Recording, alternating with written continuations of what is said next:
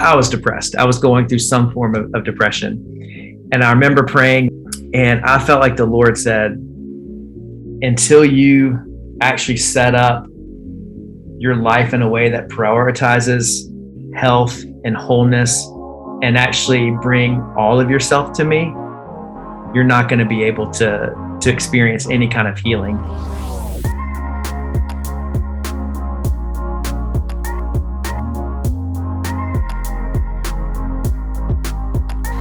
All right, everyone, welcome back to The White Flag, a podcast about how do you surrender to Jesus amidst our hurried, manic, control-obsessed world. I'm your host, Jonathan Moynihan from right outside of Baltimore, and today we are super blessed and excited and honored to get to hang out with a worship pastor from Elevation Worship, Wade Joye. He's one of the OGs.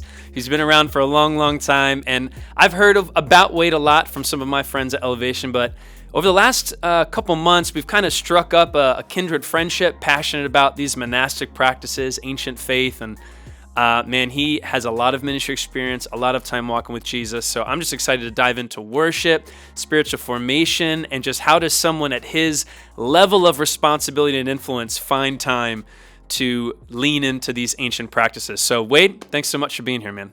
Man, thank you, Jonathan. I'm really honored to be a part of this, and I've loved striking up a friendship with you and getting to talk about some shared passions and just things that God's doing in both of our lives. So this will be fun. Yeah, dude, right on. So, most people listening are familiar with the behemoth that is Elevation Worship. This is not a small niche market of a band. You guys are global, international, have been influencing worship cultures for a long, long time. But your journey specifically with Elevation Worship has evolved and shifted, and you are probably more influential in it than ever, and yet your role sometimes is less visible.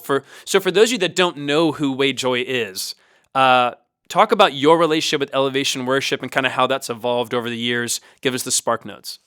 Yeah, I'll give you the brief version of this story, but I've been at the church now for 14 years, and so yeah, right in my early 30s is when my wife and I made the move to Charlotte. I had known Pastor Stephen back in the days when I had the Wade Joye Band, nice. Not a very creative band name, but I would lead worship at youth camps, and he would be the youth pastor or the youth speaker there.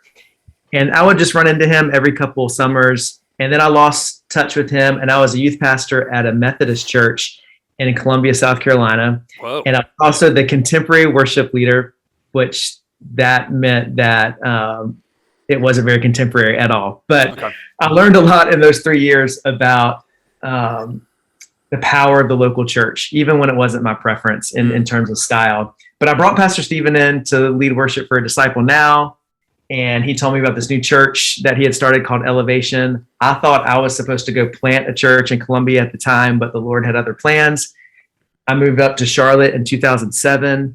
Along with Chris Brown, who's one of our worship leaders here, and a guy named Mac Brock, who led worship here for about a decade. And we just started building the worship culture at this church and knew nothing about how to write worship music, knew nothing about how to plant a church and a worship culture from scratch. But the Lord was very patient with us, and so were the people at the church. And I led worship probably for about the first 10 years, wrote songs for about the first 7 or 8 years, but I felt a shift, in the last 5 years or so to take more of a background seat and really just lean into the pastoral side of things and helping make sure that the culture was healthy, that we were growing in our love for Jesus as the ministry was expanding. But the process brought out a lot of my insecurities and I could say all that to make it sound like the transition was easy. But it wasn't. And it actually illuminated a lot of stuff in my heart that I didn't realize was there. But I'm thankful for the process, and maybe we'll dive into some of that too. Man, that's great. Thanks for sharing that, dude. I know that. I love the phrasing you said of one of your responsibilities you feel like is yours is making sure our love for Jesus is increasing as the ministry is increasing. I think we've seen just culturally as churches grow that doesn't always translate well. So yeah, we'll definitely dive into a little bit more. Coming from one of the premier leading edge, even bleeding edge, worship groups of the last 10, 15 years, I feel like having been exposed to Elevation, gone to Inside Elevation, been good friends with people who are on staff and now no longer on staff, but still going to the church. I mean, that's one of the great legacies I've seen of Elevation is people who are no longer on staff, but still love going there. But you guys have been on the forefront of hustle and grit and expansion. Right. What does it mean to have a digital presence, cultural relevance, all of these things? So, you and I bonded over our passion for falling back into the ancient rhythms of Jesus, but nothing about Elevation seems ancient in any way. So for someone listening and seeing, okay, Worship Pastor Elevation is here talking about these things, what was sort of the beginning for you of, I for a long time was obsessed with what was new, and I just hated tradition. So what was that transition like for you? I mean, you worked at a Methodist church, so obviously you had a healthier relationship with tradition than I. But what was that like for you, or what is that like for you navigating a fast-paced environment, but obviously something began in you that started to make you fall back into these ancient practices of Jesus? Well, I think it's been a really interesting journey for me. I think one of the main things that's given me permission and also a model is honestly how Pastor Stephen has led.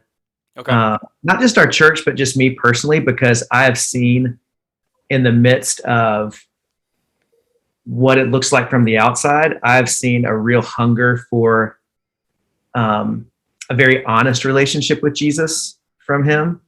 And I've seen him take time to step away and to make sure he's hearing from God, and he makes shifts in his life when priorities need to change. And even there's one thing that stood out to me several years ago when he came to our whole worship and programming team and said, hey, I feel like, we've built so much around excellence and reaching people. And that was a really good foundation for some aspects of our culture for the first, season of our church.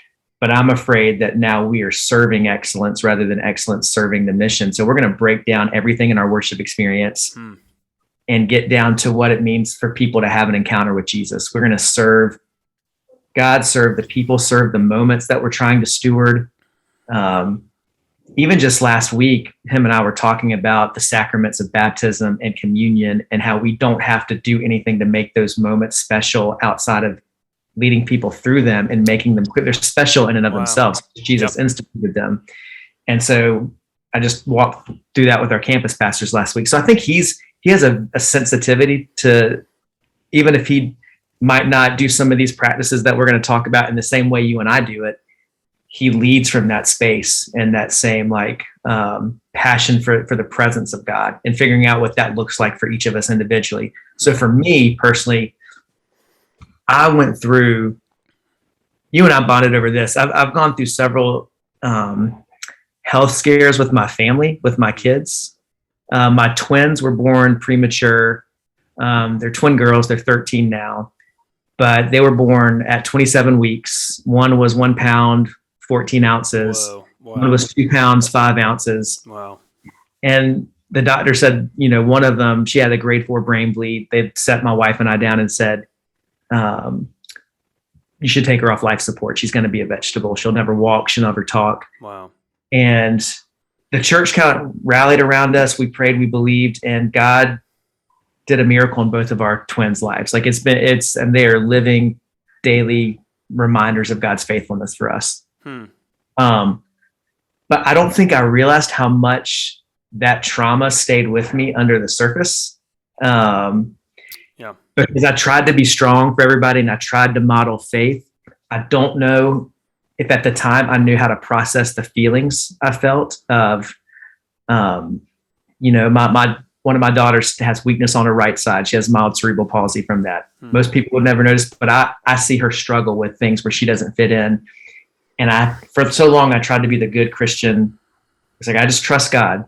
And then when my wife and I got the courage to have another child 4 years after that, and we thought this was going to be our healthy pregnancy.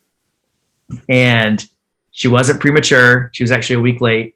But the night that she was born, they had to rush her into emergency surgery because her intestines ruptured.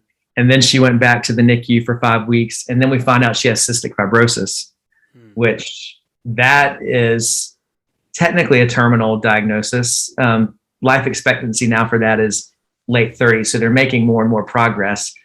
Wow. But I was very, very angry at God during that time. But I don't think I gave myself permission to feel it. Yeah. I kept trying to like muscle through and like, okay, Lord, I trust you, but I'm going to stuff these emotions. Which in a weird way is motivated by a pastoral heart. Like the temptation to be whole all the time and operate out of gifting and strength is because you want to maximize your ministry and serve people well. But there's like that dichotomy of like the longer we hold on to the unaddressed toxicity within us, it's almost like we're good for a season, but then in the long haul we burn out. Like you've experienced that.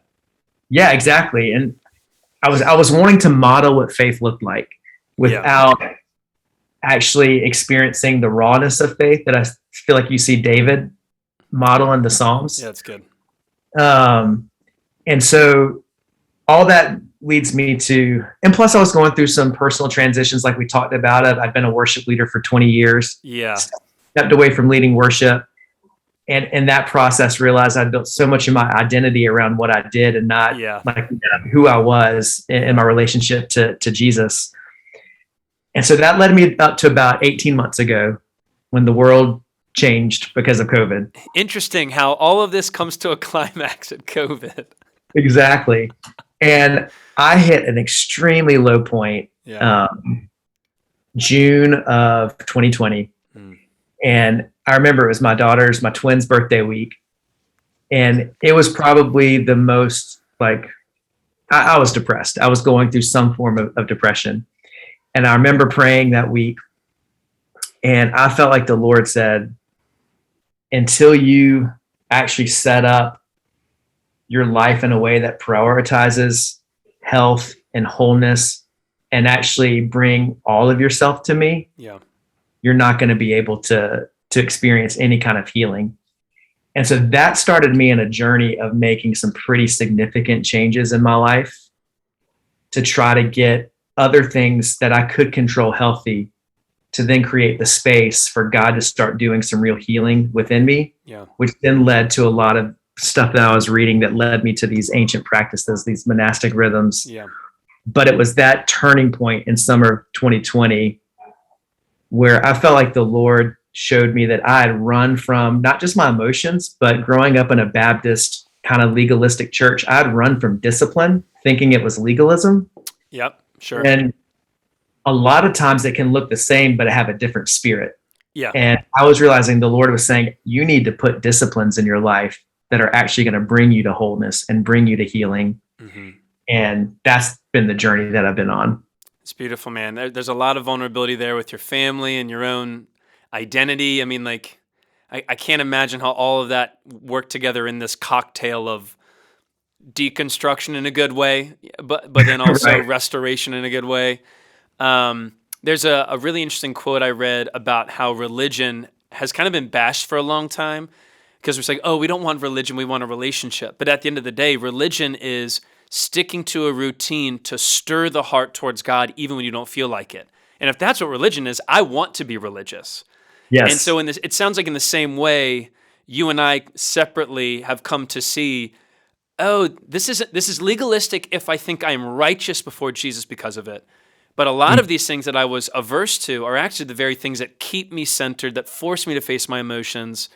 And so it's like the things we ran from is because we were taught almost this like incomplete aspect of, yes, faith is a relationship with Jesus, but I heard it put that routine without heart is legalism, but heart without routine is just fickle emotion.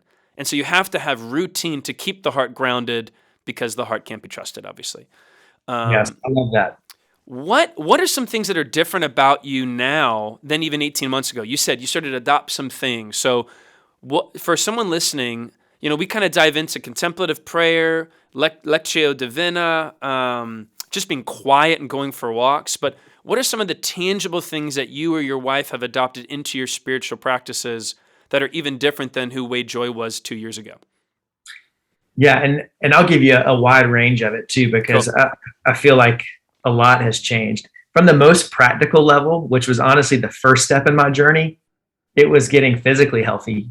And it was it was getting myself disciplined to exercise. It was getting myself disciplined to actually eat in a responsible way, because I ate a 5-year-old. Yeah. Like Krispy Kreme is my favorite thing, and all Fridays are my free for all. But every other day, Yeah. But I found that started to create a ripple effect in my life when I added discipline there. Then I'd always said I wasn't a morning person, which was come on, Wade. I found that would give me an excuse not to prioritize spending time with Jesus at the start of my day to set the tone for my day. Mm-hmm. So I made the decision to start going to bed earlier and to get up earlier. And, I started small with, I'd seen someone post about the Lectio 365 app. So I started doing that every morning.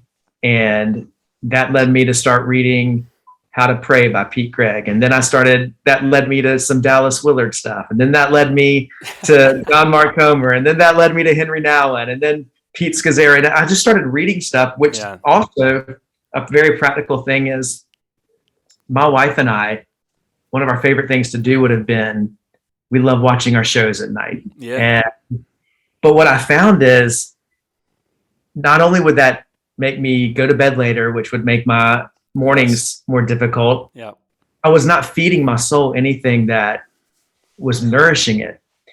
And so we just made a commitment at the beginning of last year that from Sunday night to Thursday night, we were either going to read at night or talk. Wow. And it just allowed space for God to speak and for us to grow closer.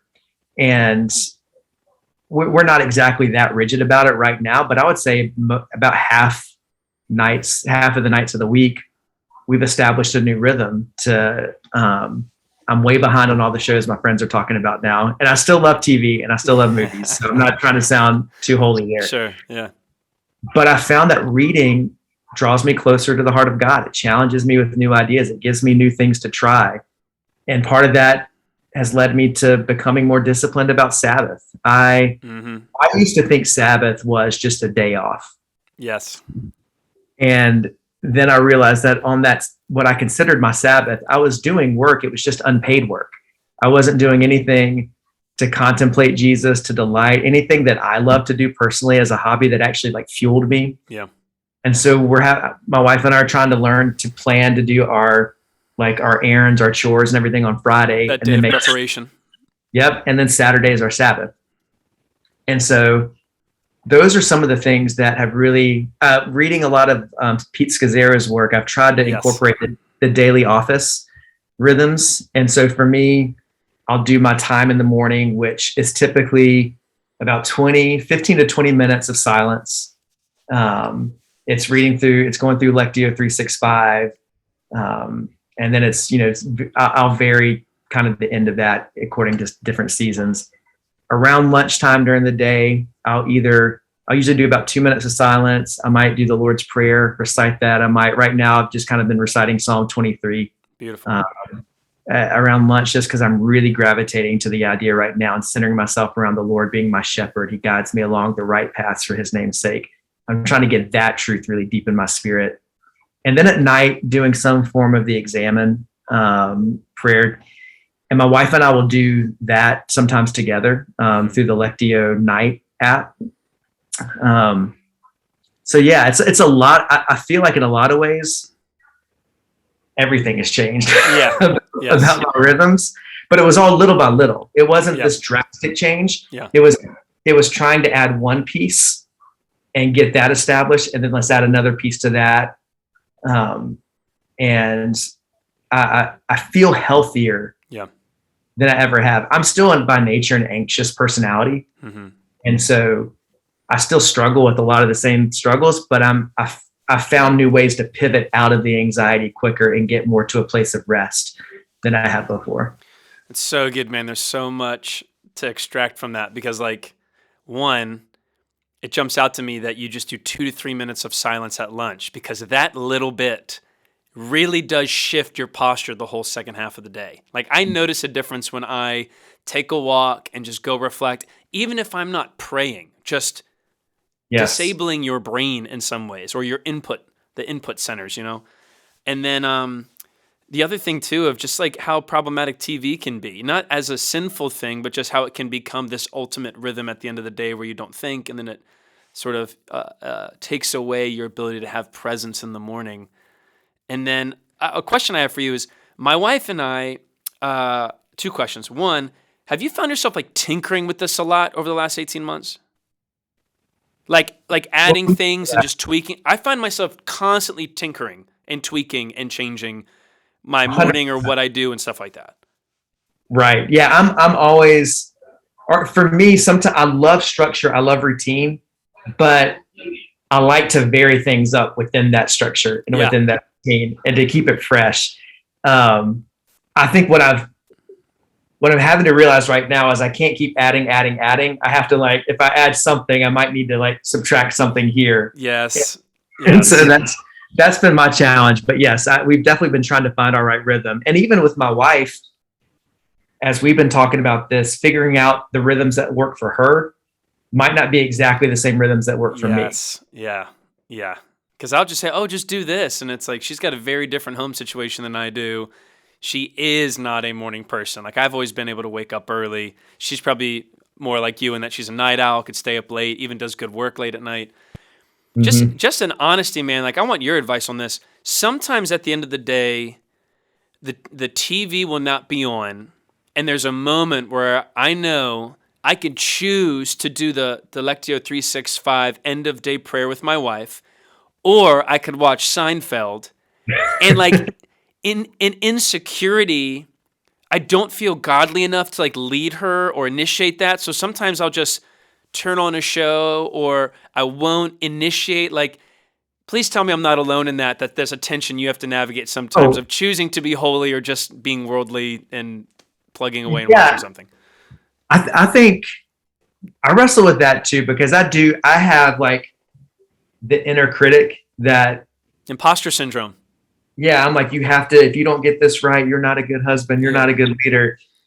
And so sometimes I have to just to embrace some grace too, is say, you know what, tonight we just need to laugh. So it's okay to watch this and not feel like I've thrown everything away that I've worked towards with my rhythms, but still like make the space for, we can do that.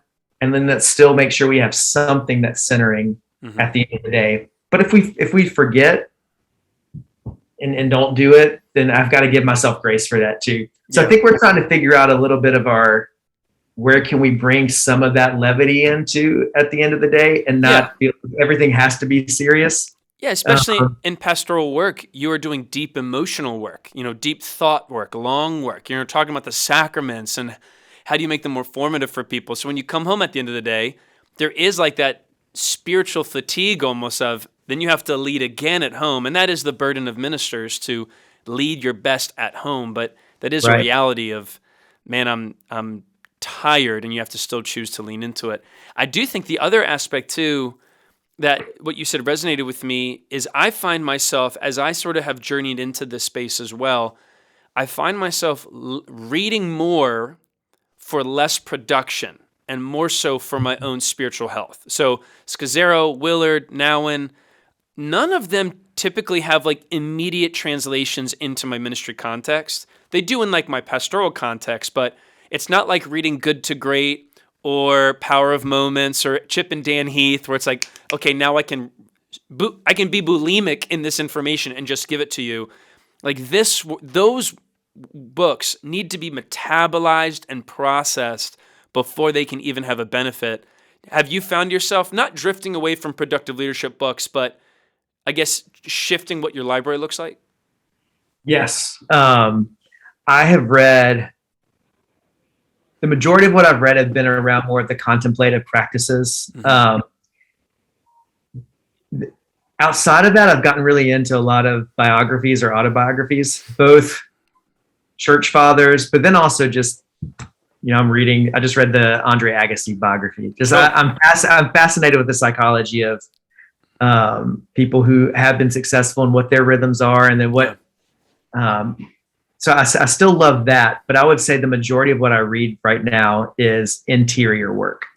And how I've tried to, you're right, there's not like an immediate, we're going to do these 3 steps right now to make us all better ministers. Yeah.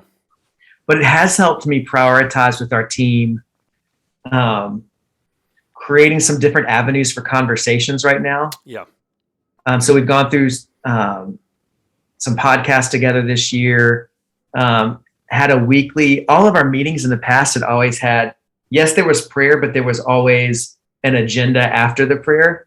And so we've just had a weekly, just strictly prayer meeting for our worship leaders this year. That's great. And so I feel like I'm trying to just almost take them on some form of the journey with me. Yeah.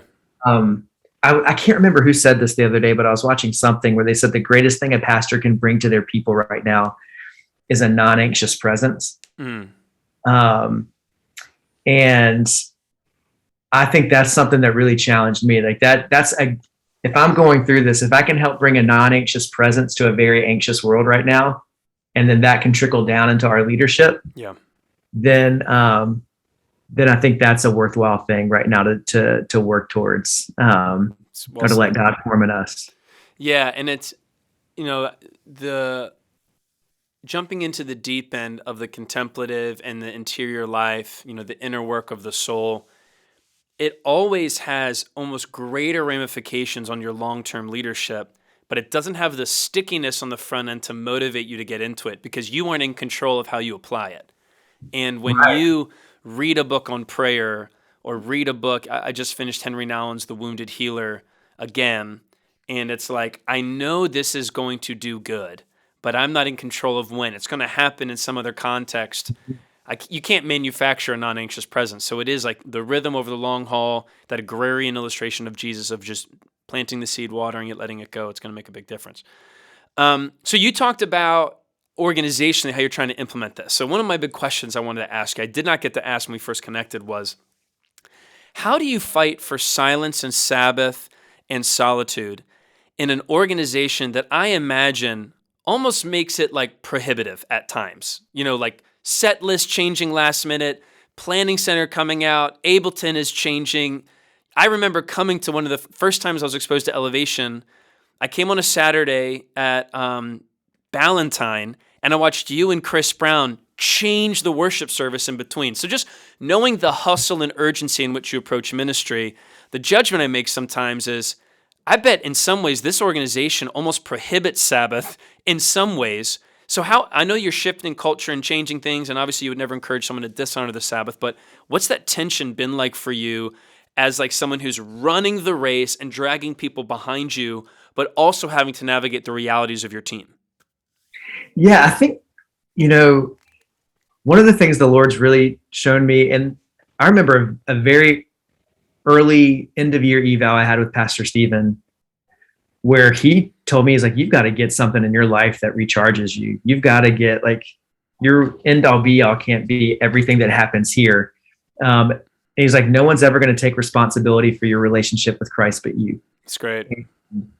So I feel like he's always given us the charge to be stewards of our own life and our own heart. And he's given us a lot of tools and how he's structured, and the team has structured the church here. But at the end of the day, I've got 2 days off right now. We used to have, before COVID, we had a Saturday night service. But Friday, like we've always had a Friday off.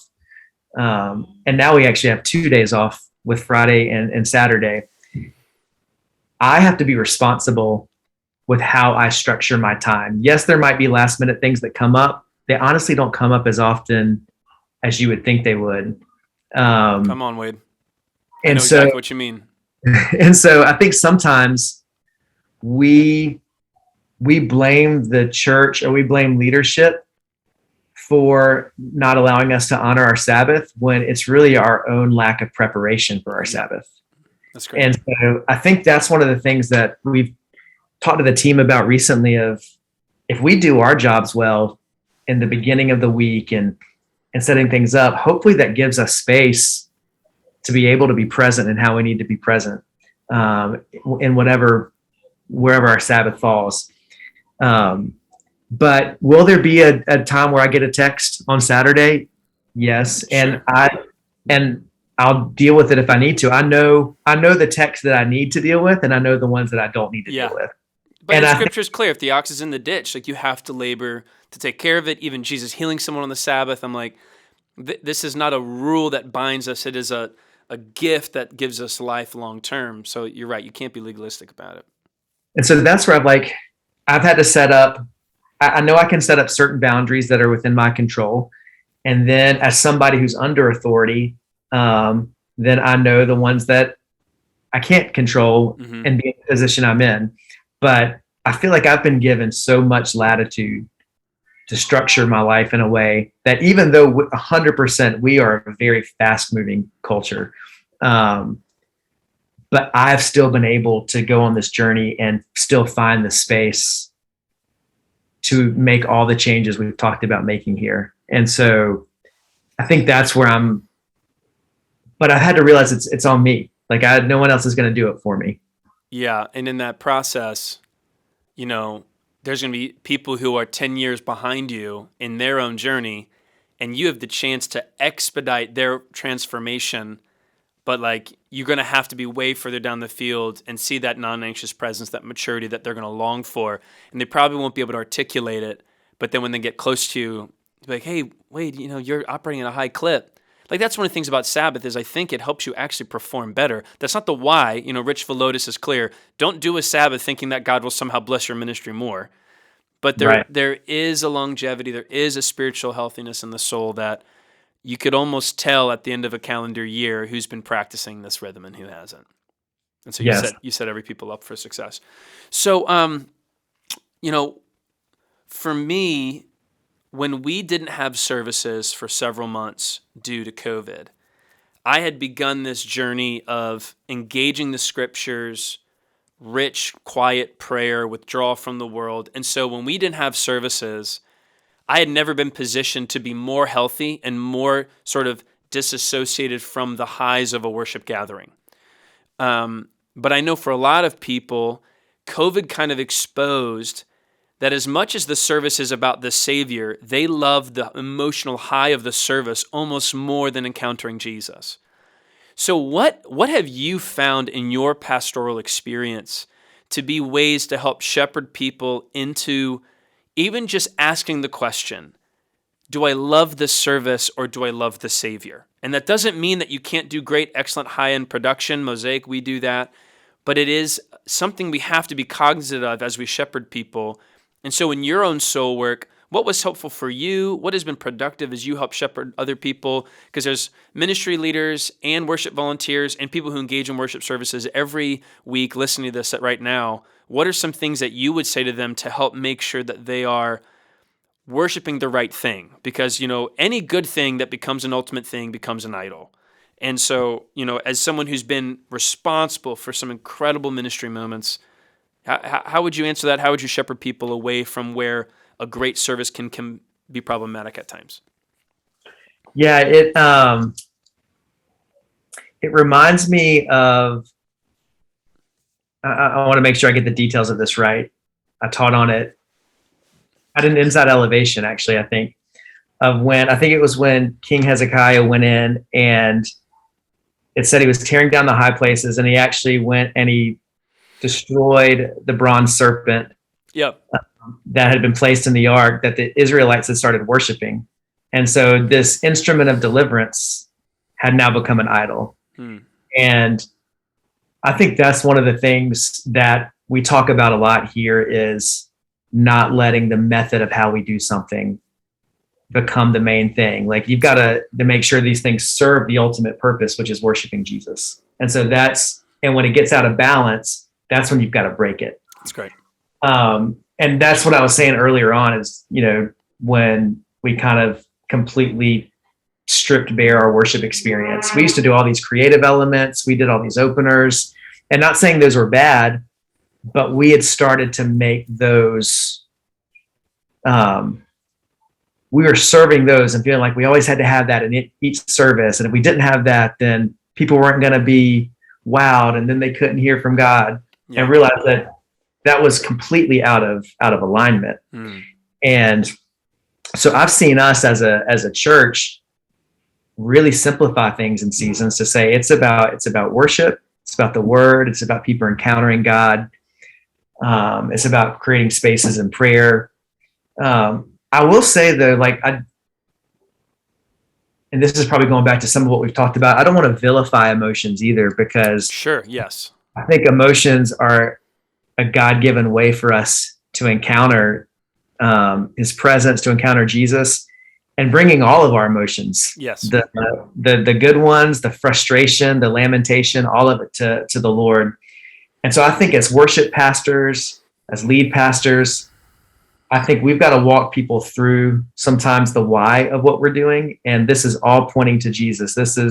And don't assume that people understand the heart behind why we're coming in and singing this song, but connect the dots for people. I think that's helped me to sometimes say, okay, we're going to have this emotional experience, but this is what it means. And this is the heart behind, and this is where it's rooted in scripture. And this is why God commands us to do this. It goes back, I think sometimes it goes back to that communion sacrament thing we were talking about earlier. Sometimes we try so hard to be clever that we lose the clarity. Yeah, that's good. And so I think for me as a worship pastor, trying to bring us back to clarity. And I think that's something that, Pastor Stephen challenges us with, our leadership here challenges us with, let's keep it clear why we are doing what we're doing in every phase of it. So I don't know if that answered your question. Absolutely. Yeah, it did. And I love what you said about that little clarifier about emotions, because, we do on the show episodes where your whole purpose is to bring your emotional state to God, knowing that he leverages them, he uses them. And so even like the high of a worship gathering, I know some of the most formative moments where I felt clarity in my calling, they came from, my lights are flickering, I don't know what's going on. They came from moments in worship gatherings where I was just so overwhelmed by the love of God or his deliverance through something or getting me through a time of trauma and pain. So God uses all that, but we can't obviously hitch our wagons to that emotional state as the indicator of God's presence, because Psalm 23, you are going through a valley of the shadow of death at times, and Shepherd is still with you. He's not just on the mountain. I actually had a conversation with one of my daughters about this last night, because she was like, Dad, at this worship service, I was praying, I was asking God all this stuff, and I didn't hear anything. And she said, I honestly didn't feel anything. And I was like, well, baby, that's the majority of how I feel a lot of times. I was like, but it's you creating that space and coming to God where you don't feel it in the moment, but he's working in your heart, and you're learning what it means like to love Jesus, even when you don't have the emotions of loving Jesus. You're learning how to be faithful to Jesus, not for what he gives you, but because of who he is. I was like, so this is actually a great thing for God to teach you, what it looks like and how to keep seeking him and keep prioritizing and creating space, because he will speak. But hearing her like at her young age start to like try to figure this dynamic out. Yeah. It's interesting to watch as a parent. So good, man. Ruth Haley Barton, I'm summarizing, but she basically talks about our need in prayer to extract like the spirit of productivity and replace it with just a spirit of presence, and almost give ourselves grace to realize, like to your daughter, if she is showing up, the Father delights in her. That is all that is required of her in faith.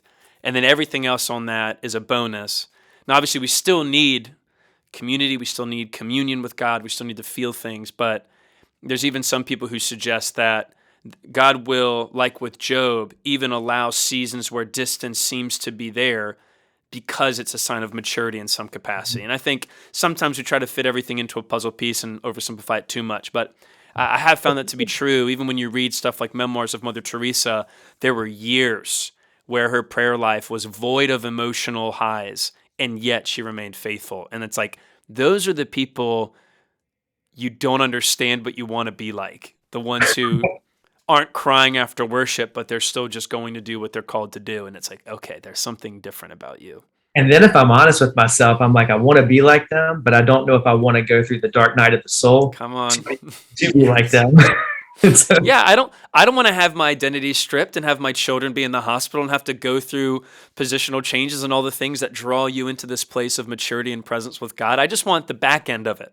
I don't want Right. I want the I want a Tesla that drives me there. I don't want to have to be focused for the 16-hour drive that's ahead of me. Exactly. What are some things, Wade, that you would advise someone? There's a large number of people who are tuning in who are probably going to go to church on Sunday, and they're going to be motivated to be centered on Christ, but they're going to walk into an environment that has a lot of things that are there to engage them. What advice would you give them to add a layer of presence even as they step into a corporate worship gathering? Like, what would you say if you're just sitting across from them telling them, hey, I want to help you encounter Jesus here as you encounter the service? Yeah, I mean, even taking it out of encountering a service, I have found like these short centering prayers have been extremely helpful for me, just to almost just make sure my eyes are open to how God wants to speak. So I think it was I think it was John Elridge who something I read of his last year, where there's one prayer that he prays every day. I give everyone and everything over to you, God. Okay. And that's a prayer I pray all the time. Like I'm walking into a stressful situation, I just stop and say, I give everyone and everything over to you, God.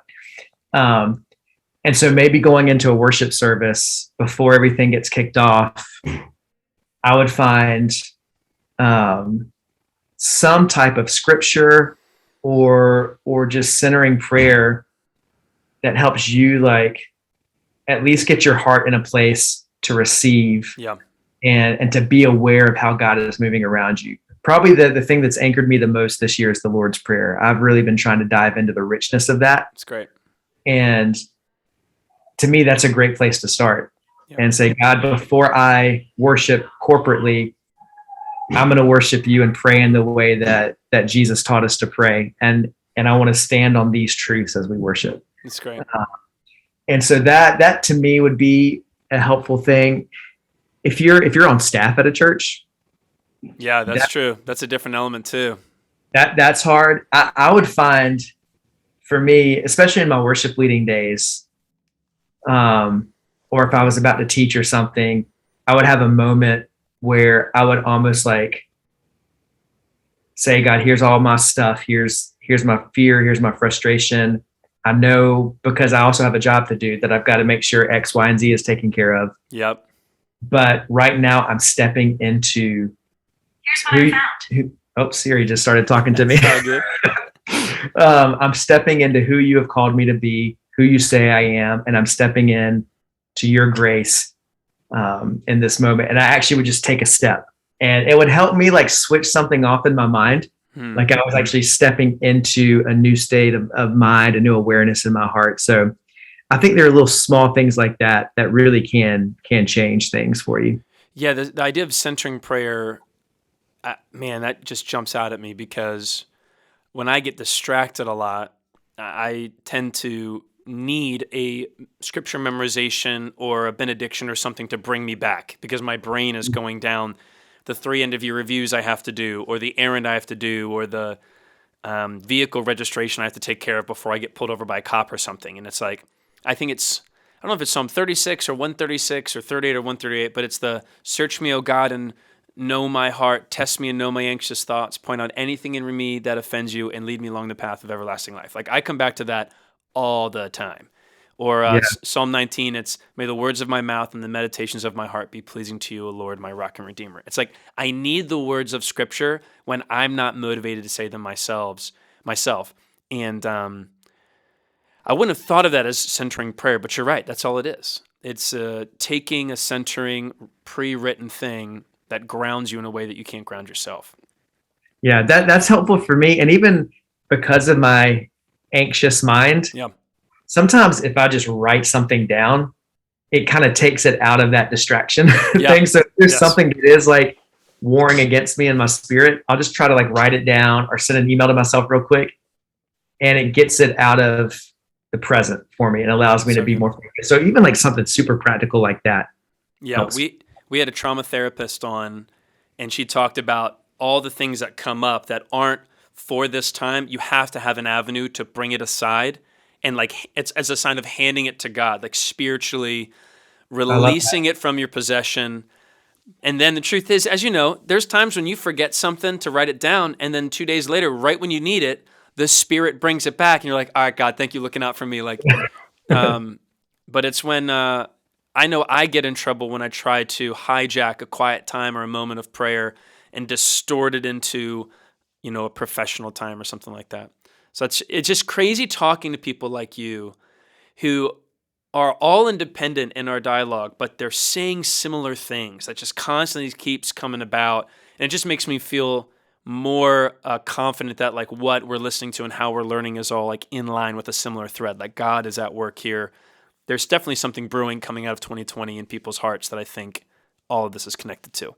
I've had so many conversations with people on our staff recently that it feels like all of us independently are really leaning into some of these practices. And like you said, I feel like it's definitely a move of the Spirit. Yeah. Here we go. Great. All right. So one of my questions was going to be, what are the biggest things you've learned about yourself in the last 18 months? But we already touched into that, which is great. So another question that I'm kind of thinking through, one of my big motivations for this show was coming out of a lot of deconstruction in the negative sense, coming out of 2020 and people seeing their faith that they'd built for themselves not be strong, not be in line with that, illustration of Jesus about the house that's built on rock. A big motivation here was helping people adopt a faith of resiliency before it's too late. In your journey, talk about the place that these practices have in building a faith of resiliency, because it's not like you were having major doubts about Jesus or major doubts about the church, but just the way you talk, there seems to be a resiliency to you that's even different, even though you've been in ministry for like 15 years. So talk about the role of these practices in the sense of resiliency and staying grounded in Scripture, grounded in faith, as someone who navigates and leads people who I'm sure have come and gone over the last 18 months. That's a great question. I think in some respects it gives greater clarity. And so it helps me see not only the state of my heart and get a few layers beneath the surface of why I feel certain ways. So for me, when I'm the least resilient, it's when I'm the most led by my emotions. I think, like we've said, emotions are good. They have to be kept in the right place and processed in the right way. They're really good in the passenger seat of the bus. Yes, not the driver's seat. Yes. And so I think one of the challenges in a lot of silence in times of reflection and contemplation is getting confronted with the root cause of why I feel what I feel and what it's actually saying to me about myself. And I'm then a lot more prone to think the problem isn't out there. It's actually something that God's wanting to transform within me. And so it helps me see myself clearer, helps me see the outside world clear. And then the more I'm grounded back into the roots of Scripture, I see, and also exploring church history and orthodoxy and, what the Desert Fathers and Mothers have, wrestled with, and their wisdom throughout the centuries. I realize that so much of what we're facing now is not new. The details and the specifics are new. But if Christians in the past have been able to stand steadfast and firmly, yes, then I can too. And it can draw my heart back to a more solid foundation than just current ideology or current sentiments about X, Y, or Z. Yeah. So I think it just helps me see myself, the church, the mission of Jesus. It helps me see the truth of who Jesus is clear. Yeah. It anchors me in that way. Yeah, that's really, really great. I wonder if there's the same way that like Rich Villodas talks about, and we did a episode about this, of how every distraction is a chance to say yes to Jesus. It's a chance to turn to him. I wonder if the same way, like when we start to have doubts or question, instead of beating ourselves up for having those, if we allow them to be triggers that motivate us to, okay, I'm not a bad person for having this doubt. I'm not an unfaithful follower.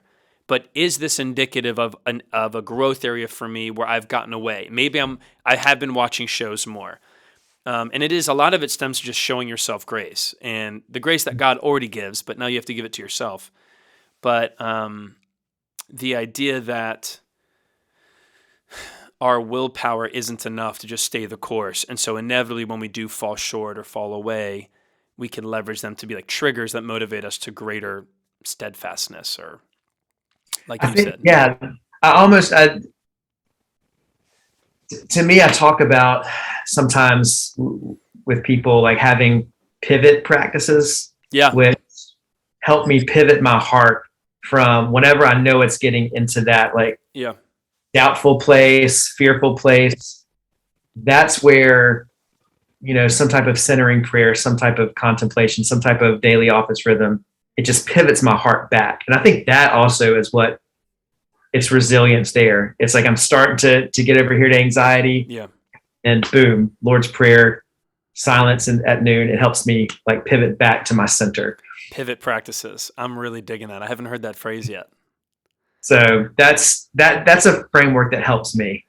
Yeah, because resiliency, the same thing is like something that's resiliency, you don't really call something that unless it's endured heat, pressure, struggle, like in an attempt to keep things from breaking, we kind of have a practice in our culture of like never letting things fall. But if you never let it fall, you don't know if it can withstand the shock or whatever. So, even in like a weird sense, like the banking industry, the housing market, we've made it very fragile by never letting it break in any way. And I'm not getting in a political thing. It's just like there's certain things in our world we're not allowing to break ever. And when that happens, you inevitably make it weaker, which is why, at a certain point, you let your kid ride the bike with the helmet on and you just let them go because eventually they're going to fall and it's going to have to be okay. So even you talking about pivot practices, you're even helping me realize what has always been true about resiliency, that I can't call myself resilient until I navigate a time where I need to be, until there's a doubt or there's a distraction or there's just a lull in my spirit to never engage and never pray.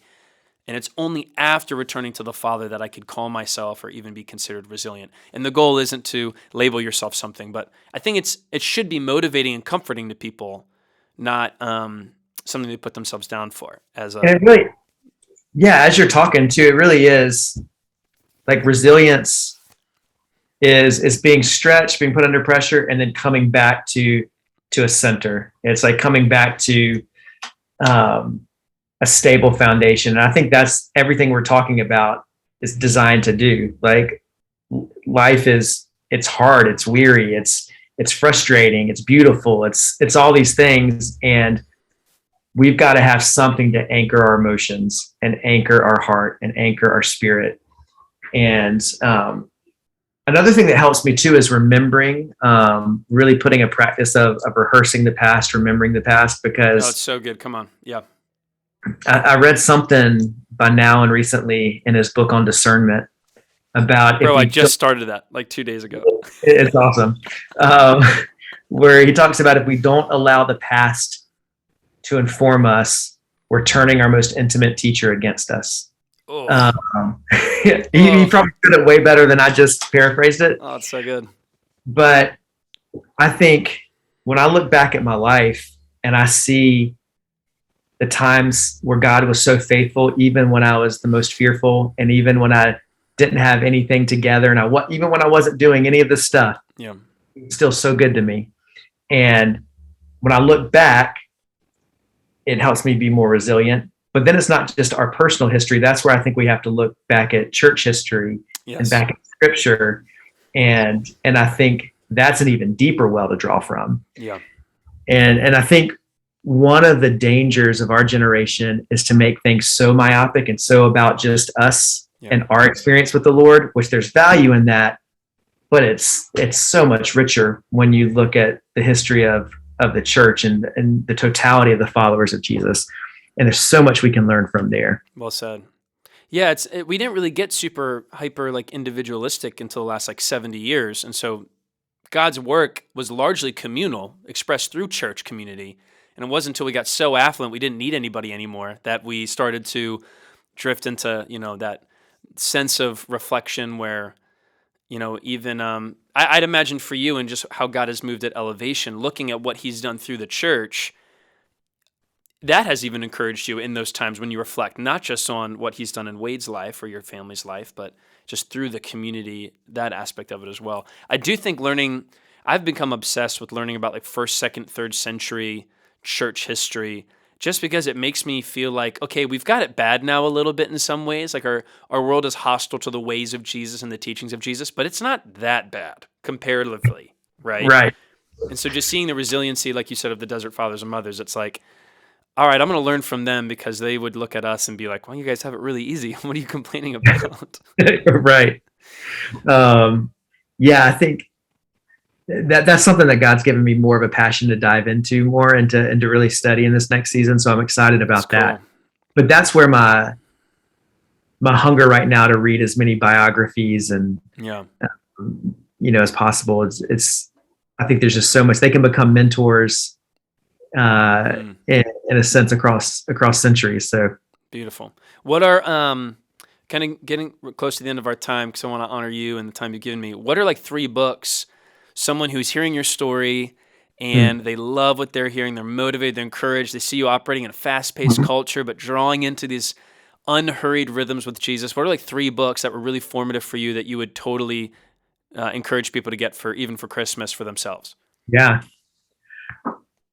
Great question. Right now I'm taking our worship leaders through Emotionally Healthy Spirituality by Pete Scazzero. Brilliant. I think that's I would recommend that to any believer. Great. I think if you are a leader, the Emotionally Healthy Leader book is outstanding, and how it takes those concepts further.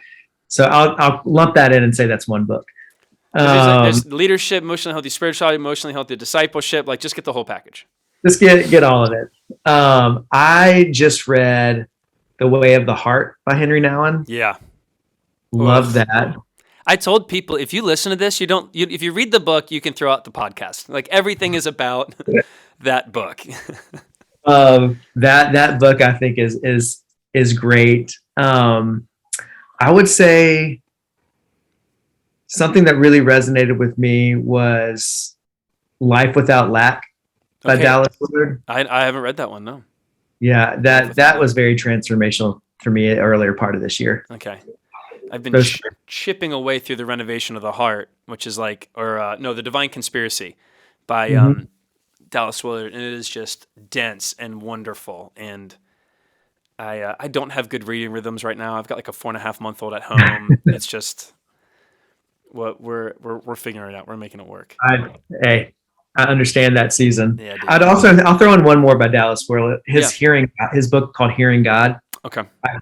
I think since we're talking about silence and contemplative practices, it's got some really helpful handles there as well. All right. So last question.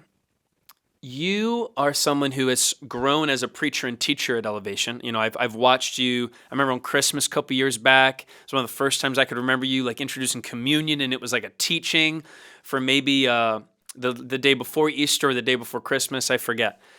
But in our Western context, we look at books as like literature to be learned. And I think we transition that to the scriptures.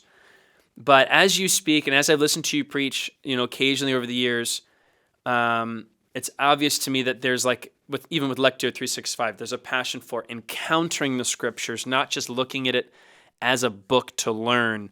Is there anything you'd want to add for someone as they try? We teach all the time. The number one indicator of spiritual growth in the long haul is reading and reflecting on the word. But there are ways that we can do that with real emotional presence, and then there are ways that we do it just academically. So is there anything that you would give, any advice you'd give somebody like myself or others who want to make sure they're engaging the scriptures in presence and not just, no offense to YouVersion, but just going through an app, reading it, making a note, and then being done? Yeah, I think that's where, honestly, the Lectio 365 app really helped me on that journey a lot, because I was very much the guy that I would read through whatever was in my reading plan. I would try to get, my very quick off the top of my head takeaway, or this is what I can teach from this. Oh yeah, been there. And there, I checked it off my list. I was good. I think now reading over the same passage, I'll say two things. I've been trying to read longer passages and try to take it in the spirit in which it was written. It's great. And then also take one smaller passage and read it over multiple times and really try to find the phrase that I feel like the Lord wants to pinpoint in my heart, in my spirit. Yeah. And then let that kind of be something I come back to throughout the day. I've never been a big journaler, but I feel like I want to start doing that and start. Number one, I can't even read my own handwriting, but me too, bro. Me too. It looks like I'm writing a ransom note. It's terrible. So but I think that's something I want to start finding what works for me in journaling. Cool. So yeah, those are some quick things. That's great. What you said about waiting for a word or a phrase to resonate, literally the episode prior to this one, it's not out yet, is reading through the song of praise that Mary sings in Luke 1:46 to God in response. And so we read through it and we build in 3 silent times in the meditation for you to determine which singular phrase or word jumps out at you. And I think as a minister, one of the most exciting parts about leveraging these practices is realizing how little is actually on you. And I know that people are gifted and some people are just incredible communicators. But when you draw people into the interior life, so much of the burden is on the Spirit to just do what only He can do, that all I have to do is set the table and I'm done. And I'm not motivated from laziness. I'm kind of a 3-7 on the Enneagram. I love work. I put way too much of my identity in it. But just like you said, it takes you out of the equation of having to be the one to extract something powerful and instead just be present. So again, everyone listening, I've never talked to Wade about that, and he just does it. There's a theme here of what God is doing in our midst, drawing us in to encounter Him through His Word. I hope people are encouraged to keep that up. Wade, last thing, how can us as a community, White Flag community, how should we be praying for you and the Joy family, Christmas season and beyond? Yeah, I think right now, just honestly, just the first thing that comes to my mind is how to take what we've been talking about and teach my family, like my kids. Great. So I've got 3 girls, twins who are 13, I talked about them earlier, and then I have a 9-year-old. And we have started to do our own little version of a Lectio 365 at night. And before we had at night, we would watch videos from the Bible Project. And so now I'm trying to take them out of the cerebral and really help them understand at a young age without it being too deep and too accessible. You want it to be accessible. So I think that's for the Joys right now. That's letting this not be something that just mom and dad do, but letting us actually pastor and disciple our kids through it. And then just I'm excited about what I feel like the Lord's teaching me and helping me. I want to steward our team here at Elevation and just pray that the Lord will show us how to get these kind of practices in our worship culture as a whole. That's great. Great. Well, dude, thank you so much, Wade. You are honoring to me, and I know you won't jive with me when I say this, but I am a nobody from Baltimore, and you're a guy who I've admired from a long time from afar. So for you to give me some time and just talk about this with me, super grateful, man. Blessings to you, and thanks so much, dude. You've been a huge encouragement to me in just the short time we've known each other, and so this has been a joy to do. Thank you.